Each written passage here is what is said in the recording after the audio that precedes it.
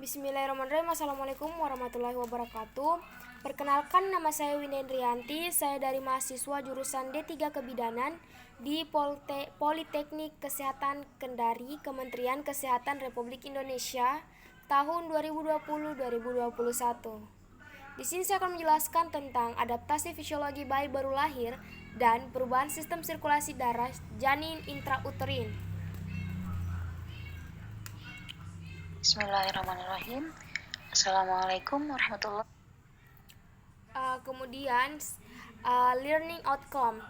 Setelah mengikuti materi ini, mahasiswa diharapkan mampu yang pertama menjelaskan sistem sirkulasi darah janin intrauteri, yang kedua menjelaskan faktor-faktor yang mempengaruhi sistem sirkulasi atau peredaran darah janin. Pendahuluannya yaitu yang pertama, sirkulasi darah janin dalam rahim tidak sama dengan sirkulasi darah pada bayi dan anak. Dalam rahim, paru-paru tidak berfungsi sebagai alat pernapasan atau pertukaran gas dilakukan oleh plasenta. Kemudian yang kedua yaitu darah mengalir dari plasenta ke janin melalui vena umbilicalis.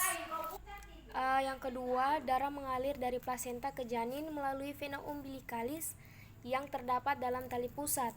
Jumlah darah yang mengalir melalui tali pusat sekitar 125 mili atau kilogram atau BB per menit atau sekitar 500 mili per menit. Oke, sebagaimana yang kita ketahui, Kemudian, sistem peredaran darah janin ditentukan oleh faktor-faktor sebagai berikut. Yang pertama yaitu foramen oval antara kedua atrium. Kemudian yang kedua adalah ductus arteriosus botali arteri antara arteri pulmonalis dan aorta. Yang ketiga, ductus venosus aranti di dalam hepar menuju vena cava interior. Kemudian yang keempat yaitu pada umbilicus atau tali pusat terdapat satu vena umbilicalis, umbilical vein, dan dua arteri umbilicalis atau umbilical artery. Kemudian sistem peredaran darah janin. Darah yang akan kaya dengan nutrisi dan O2 dialirkan melalui vena umbilicalis menuju hati, di mana terdapat ductus venosus aranti langsung menuju dan masuk ke vena cava inferior lalu masuk ke atrium kanan jantung janin. Dari atrium kanan janin sebagian besar masuk atrium kiri melalui foramen ovale. Sebagian kecil darah dari atrium kanan masuk ke ventrikel kanan.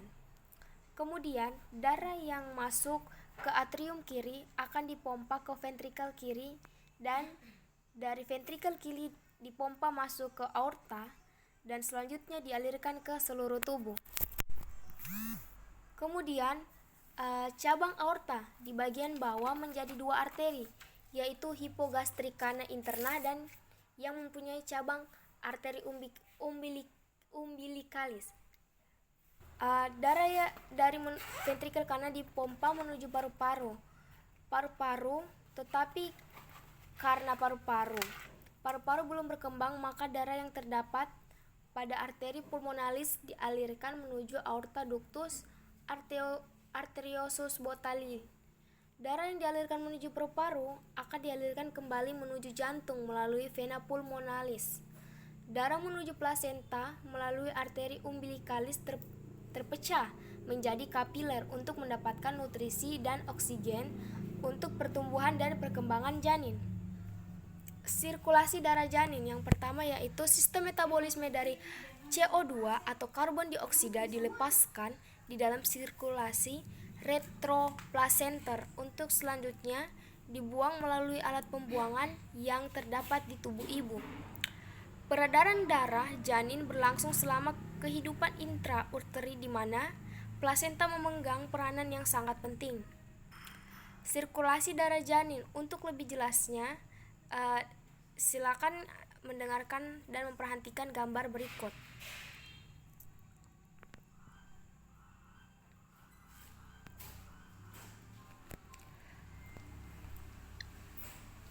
sirkulasi darah janin dapat dilihat pada Oke.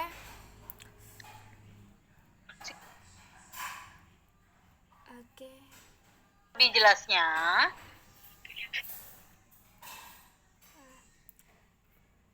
Itulah Lebih jelasnya. hasil penjelasan saya.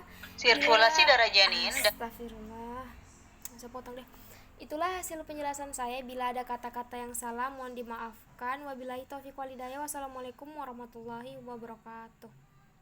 Bismillah.